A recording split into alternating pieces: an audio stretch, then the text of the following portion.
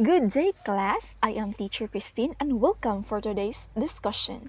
So, our topic for today will help us understand and appreciate literary works more because we will going to discuss the three contexts, namely biographical context, linguistic context, and socio-cultural context.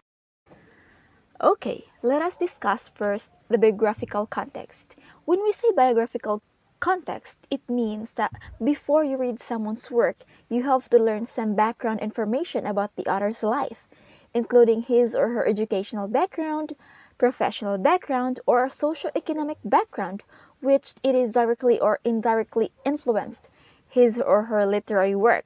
For instance, the novel No Me Tangere.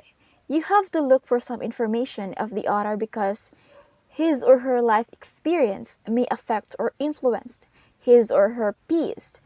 As what we observed, the novel wrote by Rizal, it portrays chaos between the people and the society. His experience influenced him to write a piece which is significant in the Philippine history. Now let us discuss first the educational background. So when we say educational background, it is about the educational attainment and academic achievement of a certain person. Take a look at the example. Amador T. Daguio, a poet during the pre-war Philippines whose notable works include Wedding Dance, Man of Earth, and Hudhud Hi Aliguyon. Finished Bachelor of Arts in Philosophy, Master of Arts in English, and Bachelor of Laws. Now let's proceed to the second, professional background. So it refers to the professional experience or work history of a person.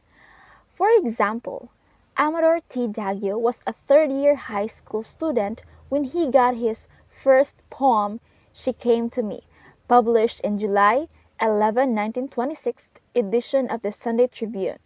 After he graduated from UP, he became a teacher at his former alma mater in Lubuagan. During the Second World War, he was part of a resistance and wrote poems. He was the chief editor for the Philippines House of Representatives. Now let's proceed to the socio-economic background. So it includes the family background and significant childhood and adulthood experience of the author. Example, Nick Joaquin lived with his parents and siblings in a two-story residential and commercial building on Hiran's Street, Paco, Manila. He was said to have extremely happy childhood.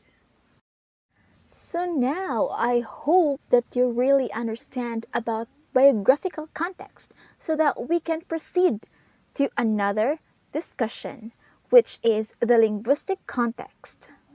So, linguistic context means you have to focus in the language used in the literary text and how it is used to convey meaning. To ensure accurate interpretation of the linguistic context in a literary piece, we need to use the three levels of comprehension, namely literal, inferential, and evaluative comprehension. Okay, what is literal comprehension?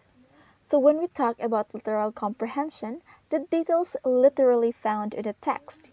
It is understanding the text including facts, ideas, vocabulary, event, and stated information.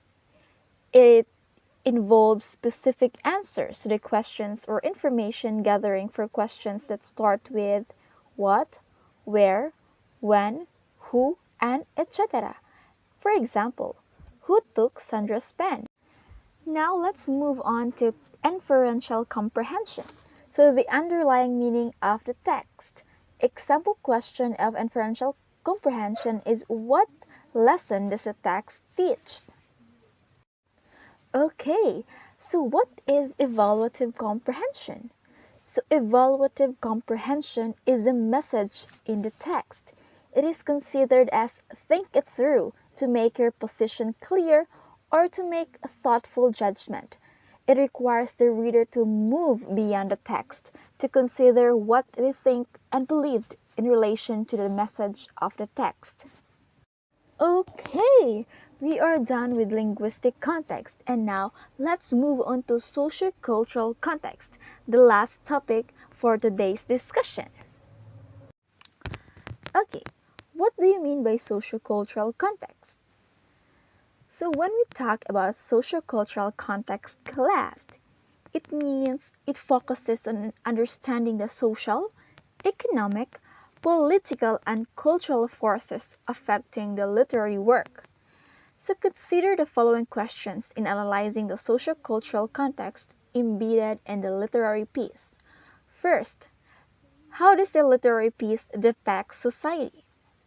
Second, with what societal issues it is concerned?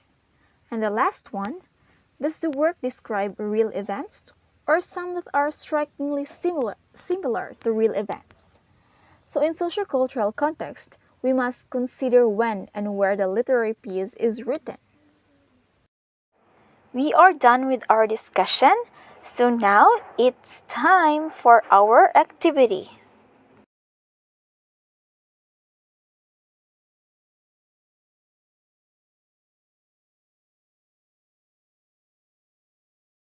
Okay, and that's end our discussion for this morning.